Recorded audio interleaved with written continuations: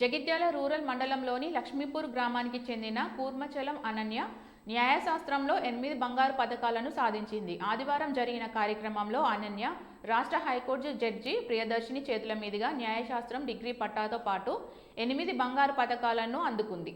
Osmania university పరిధిలోని ఆంధ్ర మహిళా సభ కళాశాలలో 2020-2023 వరకు బ్యాచిలర్ ఆఫ్ లా కోర్సు పూర్తి చేసింది. ఈ మేరకు న్యాయశాస్త్రంలోని labour law, constitution law, administrative law, law of jurisprudence విభాగాలతో పాటు LLB first year, second year బ్యాచ్ల్లో అత్యుత్తమ ప్రతిభ కనబర్చినందుకు కళాశాల యాజమాన్యం 8 బంగారు పతకాలతో సత్కరించింది. అనన్య తండ్రి కూర్మచలం వేణుమాధవ్ జగిత్యాల జిల్లా కోర్టులో సీనియర్ న్యాయవాదిగా, తల్లి పుష్పలత ప్రభుత్వ ఉపాధ్యాయురాలు, అనన్య భర్త గోనెపట్ల అజయ్ రెడ్డి రాష్ట్ర హైకోర్టులో న్యాయవాదిగా పనిచేస్తున్నారు.